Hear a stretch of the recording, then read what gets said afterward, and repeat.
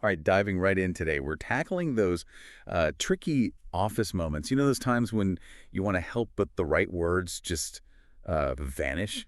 Like when a coworker's super stressed and you're just like, ooh, how do I even begin? Luckily, we've got this transcript from an English learning podcast, and it sets up these scenarios perfectly. So let's see what we can find out, not just about the language, but the whole psychology behind it. What I find fascinating is that good communication at work, it goes way beyond just words. It's about those unspoken rules, the emotions kind of bubbling under the surface, and how to get things done, but still, keep things positive with everyone. Totally. So this podcast lays out a scenario with Tom, our stressed out guy. He's got like a million things hitting him at once. And then Anna, another colleague, she tries to help. What I find interesting is how she handles it. It's this balance of offering support, but without like taking over, you know? Absolutely. And the transcript points out a few key phrases, like, is there anything I can do? It sounds basic, right? But there's actually a lot packed in there. Oh yeah, for sure. It's open-ended, so Tom doesn't have to explain everything right away if he's not ready. Yeah. And it makes Anna a resource without being pushy. Have you ever noticed how some people, when they offer help, it almost feels like they're trying to like take control? Oh, yeah, all the time. And that can actually make someone more stressed, especially if they're already feeling overwhelmed. What Anna does is subtly shift the power. She's saying, hey, I'm here for you, not, I'm going to fix this. That's such a good point. I think I've totally done that. Let me fix this thing before. And yeah, I can see how that would backfire. It's like you're taking away their control when they're already feeling powerless. Exactly. And that sense of control is so important when someone's stressed. Now, in this scenario, Tom actually says no to help at first. He thinks his work needs someone more experienced. But I love how Anna responds. Yeah, she says, all right, give me a shout if you need anything. Yeah. It's casual, but it keeps that option open. Exactly. And it reinforces that she's there to help without pressuring him. This is something you can use outside of work too. Think about supporting a friend going through something tough. Sometimes the best thing is just letting them know you're there without forcing advice on them. That's so true. We want to fix things, but often just being there is more valuable. Absolutely. Now, the podcast also mentions it's not just the words, it's how you say it. Anna's tone is cheerful and sincere, which makes a huge difference. Yeah, it's like the difference between someone genuinely wanting to help and someone just doing it because they have to. I know who I'd rather get help from. Right, there's a whole nonverbal thing going on too. Think about it. If someone offered help but they sounded bored or sarcastic, would you feel supported? No way. That would probably make me feel worse. So the phrases are helpful, but what we're really seeing is empathy, emotional intelligence. Anna's picking up on Tom's stress, respecting his boundaries, and offering help in a way that makes him feel stronger, not weaker. And here's where it gets interesting. Tom ends up needing help. He's overwhelmed and finally asks Anna. And her response is brilliant. Of course. One word, but it says so much. It shows she's ready to help, reliable, can-do attitude. She doesn't sigh, doesn't say fine. It just reinforces those earlier offers and makes Tom feel good about asking. It's like she's saying, I knew you might need this, and I'm happy to help. Super reassuring when you're feeling stressed and out of your depth. Exactly. It seems small, but these little interactions can totally change how a team works together. Okay, so now Anna's agreed to help, but she's got a new problem. A big client, Mr. Lime, shows up, and Tom asks Anna to take care of him. Perfect example of how these communication skills go beyond just coworkers. Definitely. And the transcript highlights phrases Anna uses. Things like, let me take your coat, and can I help with your scarf? Simple, but powerful for making a good first impression. You know, what strikes me is it's not just politeness. It's about making someone feel comfortable. Like, welcome, you're safe here. That's a great observation. That feeling of welcome is so important, especially at work. Think about how you feel when you walk into a new place and someone makes that effort to put you at ease. It can change everything. Absolutely. I've definitely been in those situations where those small things made a huge difference in how I felt.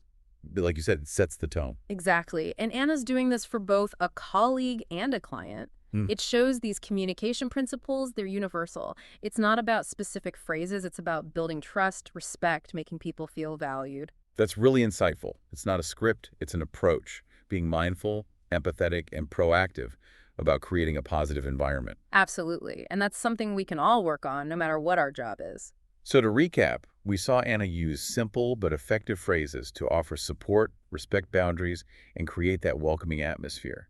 But it's deeper than just the words, right? It's about the tone, the intention, and understanding those subtle social dynamics. Exactly. And in the next part, we'll look at some more scenarios from this transcript and see what other communication principles we can uncover. Stay tuned. Back again. Last time we were looking at how just a few words can really change things in the office. Remember Anna? She managed to, like, calm a stressful situation down with some well-chosen phrases. It was impressive how she helped without overstepping. Yeah, it's a tricky thing, isn't it? We want to be supportive coworkers, but you don't want to step on anyone's toes. Totally. So this English learning podcast, it throws another scenario at us, and I think it's one we've all been in.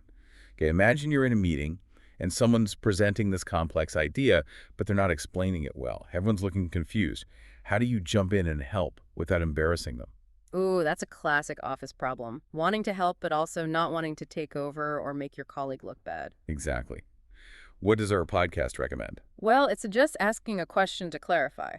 Not to challenge them or correct them, but something that helps them rephrase it so the audience understands better. Got it. Can you give me an example? Sure.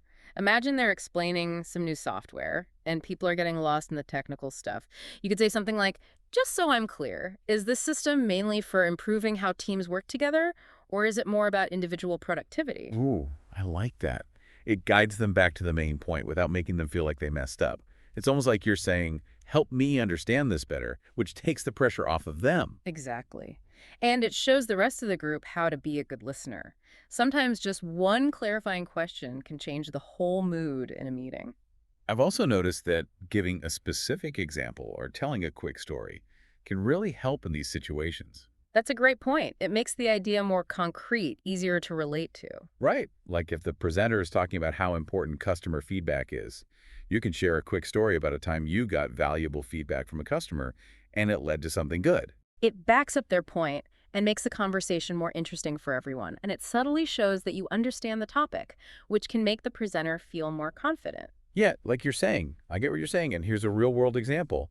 It builds a sense of, like, we're all in this together. Exactly. And all of that helps create a more positive, collaborative workplace.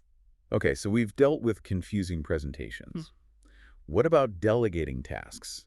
Another area where using the right words can make a big difference. Oh, delegating is a skill. It's about giving responsibility the right way while keeping things positive and respectful with your team. And let's be honest, it's something a lot of people struggle with. I've definitely been on the receiving end of poorly delegated tasks, and it can be super demotivating. Oh, for sure. So this podcast we're looking at, it points out some phrases that help us delegate better. Instead of saying, do this or get this done by tomorrow, which can sound bossy, try phrasing it more collaboratively. Okay, I'm listening. Give me some examples. Instead of a direct order, try, would you be able to take care of this? Or, I'd really appreciate it if you could handle this for me. Oh, I can see how that slight change in wording would make a big difference. It's still clear you're asking them to do it, but it acknowledges their contribution. Exactly. And it's important to explain why you're asking them specifically. Yeah, you're not just giving orders, you're bringing them into the process. Right. You could say, your expertise in this would be so helpful. Or, I know you're great at juggling multiple projects, so I thought of you for this. Those little acknowledgments make people feel appreciated, which can really boost morale and how productive they are. It's about team building, not just managing a to-do list. And clear, respectful communication is the foundation for that. Okay, so we've covered offering help, clarifying presentations, and delegating tasks.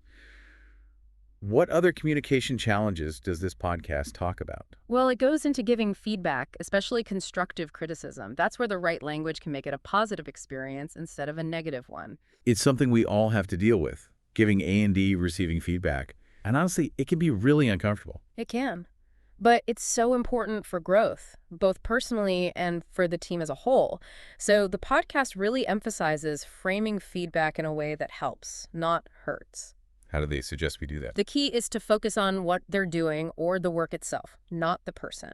Don't make it personal or make generalizations. Be specific about what you observed. So instead of saying, you're always late, you'd say, I noticed you've been late to the last 3 team meetings. Exactly. Just state the facts, no judgment or interpretation. The podcast also suggests framing feedback as a chance to improve, not just a criticism. Yes. Instead of just pointing out what's wrong, try offering solutions or ideas for how to do it differently next time. So like if someone's reports are always full of typos, instead of saying your reports are full of mistakes, you could say, hey, I've noticed a few errors in your recent reports. I know you do great work, so I wanted to share some proofreading tips that might help. Perfect example.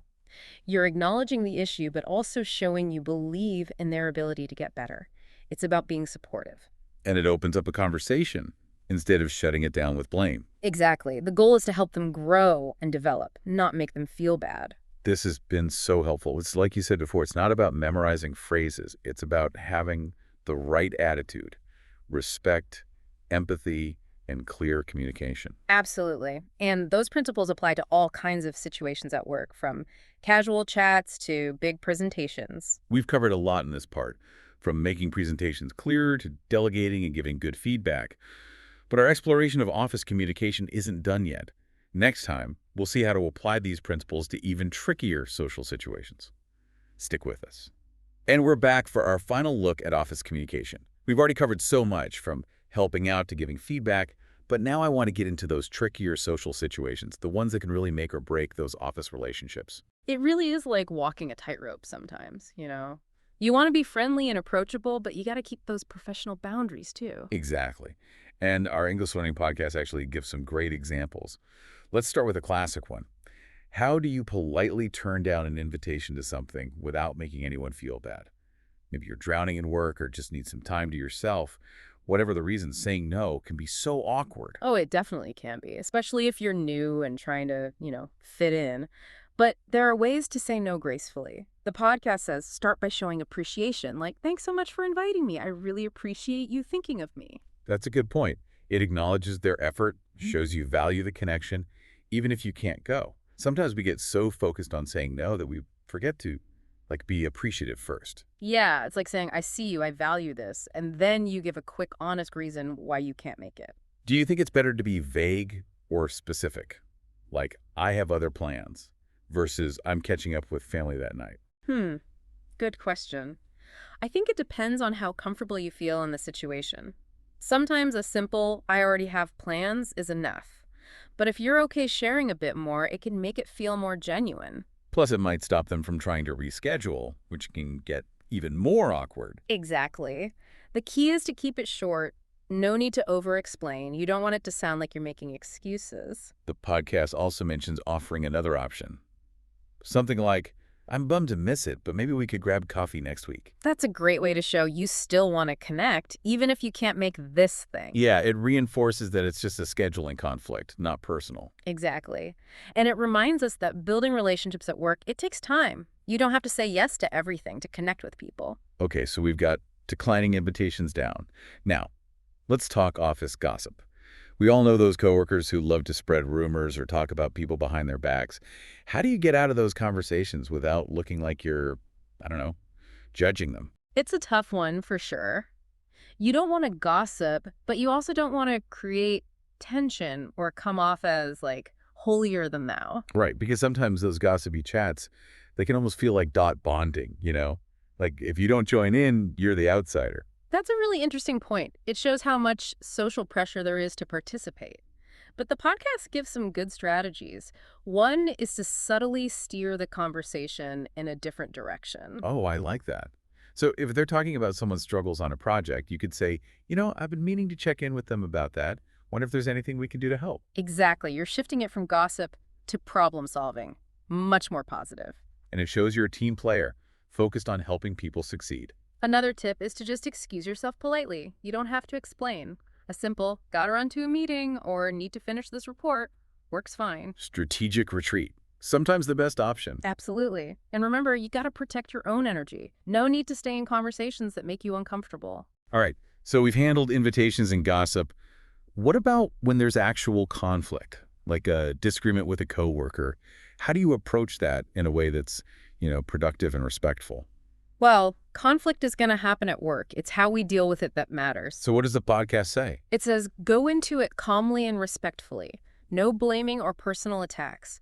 Focus on the issue itself and how it affects your work. Separate the person from the problem, right? Exactly. You could say, I've noticed some tension between us about project deadlines, and I'd like to talk it through so we can find a better way to work together. That's a great opener. Direct, but respectful.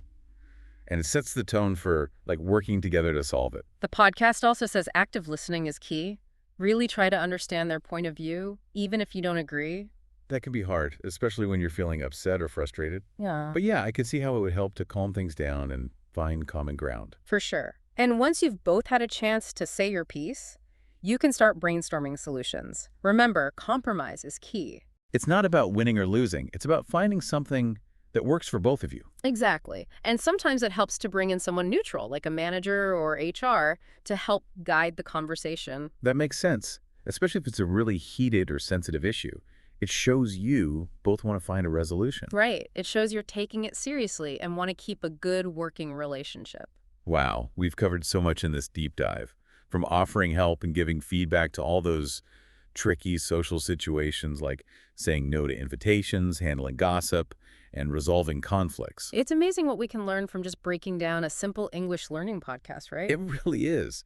And it just shows that good communication, it's a skill anyone can learn and improve, no matter what you do for a living. It's about being mindful, respectful, and taking those steps to create positive interactions. Well said. And as we wrap up our deep dive today, I want to leave you with something to think about. What are some other communication challenges you faced at work, and what strategies have worked for you? We'd love to hear your thoughts. That's a great question. Remember, communication is a two-way street. We can all learn from each other.